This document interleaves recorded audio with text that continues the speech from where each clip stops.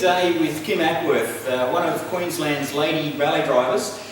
Kim, thanks for coming along and having a bit of a chat. Now, we're getting ready for the Future Auto Rally Experience at Jimna on February 20. Now, this is going to be an opportunity for you to sort of basically get ready for the season. And so, really just wanted to get an idea, first of all, what you're hoping to achieve from today, or from the Future Rally Experience. And also then what your plans are for 2016. Yeah. Well, I'm really looking forward to the Future Rally because it's the one and only chance we get in any year to basically start the season and relax and have some fun with it and have some practice and try out some new things without having to be under the time pressures and trying to beat other people's times as well. So. Yeah, so this event is really more about tuning your car in, dialing yourself in as a driver, true? Yeah, and dialing my navigator in as well. Yeah, blow the cobwebs out and sort of work upwards. Yeah. So how long have you been in rallying? I think this is actually probably my 7th year of driving. I started navigating first, did that for a year before I got in behind the driver's seat. Yep. You've always been a Subaru girl, true? Yeah, love my Subies. Yeah, absolutely. And the car you've got, the Liberty, it's a homage car to the legend Colin McRae. So the colour scheme is the same there with that. Was it a deliberate choice to head down that way? When I bought Libby, because that's definitely what everyone knows her as, is Libby. She actually came with those, the livery already on her, but love it and not getting rid of it. She stands out. It's got a fantastic reputation in the state, and obviously it's getting well known around the country as well. Because last year you ran in the Australian Rally Championship, but at the World Rally Championship round at Coffs Harbour, correct? Yeah, that was the first time down there doing that, so that was a huge experience, very challenging, lots of new challenges there for me, got through it, so it was an awesome trip. And what was it like rubbing shoulders with the big guys? I mean, all the world champion drivers were there. How was it for you turning up to the little fish in the big pond? Yeah, well, actually got a photo with the current world #1, so that was awesome, and also Molly Taylor, so that was great to be able to do that and actually be there and do that and be a part of it. So the lady driver kind of thing, like we're in motorsport, it's always cliched as being a rough and tumble man's world. How do you find it yourself? I mean, what attracted you to coming in as a driver? And have you found it difficult being a lady driver, or is it something that's actually been to your benefit? Oh, look, it's been awesome. Why I got into it in the first place was I just always wanted to give it a go. Did navigating because I had the opportunity with that first, but just went out, bought a car, got in, gave it a go. So started off even being nervous about reversing the car off the trailer. It's the support in the rally community is incredible. None of the blokes world sort of thing, everyone's happy to help out. And yeah, the guys kind of, really take up and have a look when you're beating them. So. Your results have been improving year on year, and you're in our top 10 in Queensland. Yeah. Tell me, last year there was one stage you were actually second in the championship, correct? Yeah. Big year for you, absolutely. So, how long has it taken you to really come to terms with driving a car aggressively and competitively to get the times in our heads? It's been gradual. My first year of rallying was very challenging, and I thought I was driving fast. I was driving fast compared to driving, but now, so the first time that I guess I stepped it up was up at Rowan, probably the year before last, so towards the end of 2014. Very fast roads up there, and I had just had the ECU put in the car, so it was tuned better. And I finished the stage with my eyes, bigger than saucepans, and thinking, oh my God, do I have to do that every time to do this? Just kept going, beating the times on that stage after that as well. So. Yeah, there is a saying that you don't really know how fast you have to go until you have to go that fast, true? Yeah, true, except for then when you try and go too fast and you don't make it. Yeah, we know you've had a few little incidents there. Can you tell us a little bit about that? Yeah, well, at IROC last year when I started that event, coming second in the championship and putting myself under a lot of pressure because I was, in shock of being at that level. I had an issue with the exhaust pipe coming down. One of the hangers broke, wired it up and it came down again, so I was distracted by that, and then trying to make up for some lost time with that, and found a quick patch of the road. The car didn't decide to brake or turn, so unfortunately got a tree and rolled it.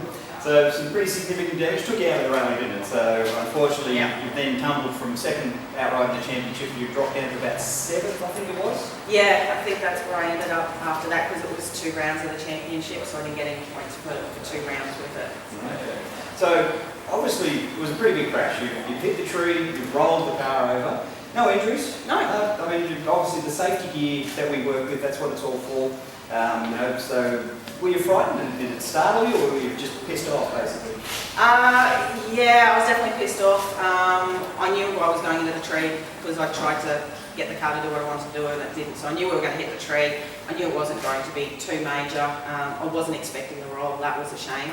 I did try and then move the car. I chucked it in reverse and forward, but with the wheel hanging off, it didn't want to turn. So yeah, then we got out of the car and made sure we stopped the next car coming after that. So yeah, the safety works brilliantly.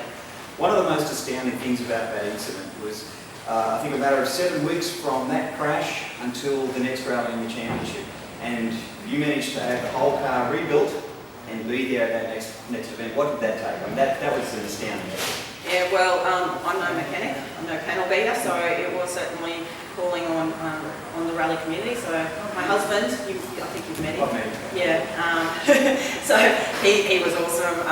Got the engine out of the car and everything like that, and we got it down to Chris Wedding at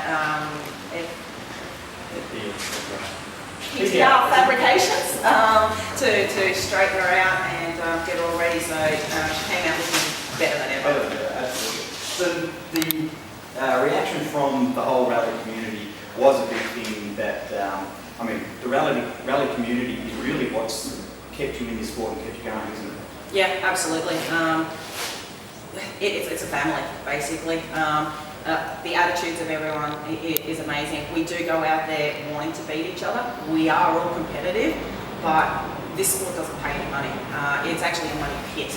So we do it for the love of it, and we would all be out there to give each other parts that we've got them and help each other out to keep us in there, because we know how much we put in to get there.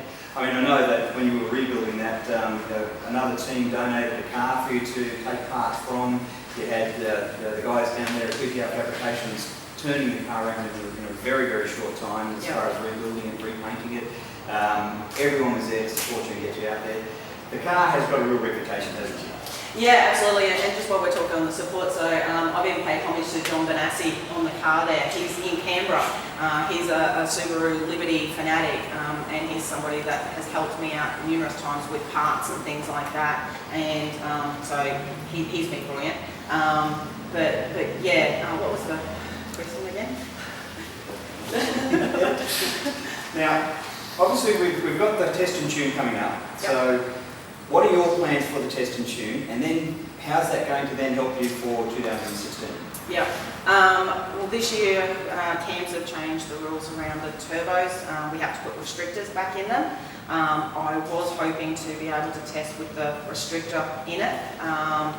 However, I don't think I'll have that in the car by then, because I'm still waiting on the restrictor to arrive, and there will be some sorting out. So this time it will be more of a dial in. I want to try and practice a few things, make sure the car setup's right, any tweaking we want to do with suspension, try throwing the car around a little bit more, but keeping it off the trees. So yeah, the plan for the year then is, look, hopefully go as well as last year.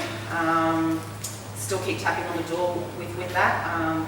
Finished at 5th outright for the season, so there's going to be some big boys out there this year, including my husband, when he gets out there with his rebuilt car. So the challenge will be to try and catch up with some of those guys, but keep it straight. Absolutely. So I mean, obviously, you touched on the idea of being able to throw the car around this weekend without having that pressure of competition. Yep. So is that a big thing to you? I mean, why is that important for you?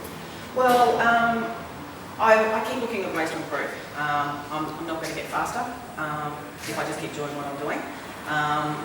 so gradually things keep going. So I do want to try and carry my speed through the corners a little bit more.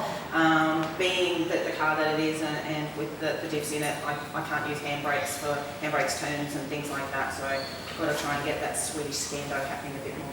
Absolutely. So obviously this is going to be the perfect environment to be able to just play around, and if you muff it up, who cares? I mean, you haven't lost a stage time because you've spun, and you've been able to get through it. Now, the future auto rally experience is all about families, and so is rally in general. So how's that going to be for you? I mean, okay, husband and wife competing against each other. You've got your 10-year-old son, always involved in every event. What's the rest of the circus that goes with it for you? Yeah, my parents come to a lot of the events as well. Try and get them out to the specky points, but mum likes to sit in the service so she knows I'm coming back. So yeah, Aiden's been around it since he was 2 when I started navigating, so he loves it and he never wants to miss a rally either. And I'm looking forward to, you know, other kids and that coming, the more people that are involved young, are more people that are going to be the drivers and the navigators of the future. So. Absolutely. We do want to see our sport grow. We need fresh blood coming in. So this kind of family environment gives them the opportunity of getting into our sport without having to put their family life on hold. So it is a really good thing. Kim, good luck for 2016. Really hoping to see you go a lot faster. Not too fast because I don't want you beating me, but have some fun. Thanks a lot. Thank you.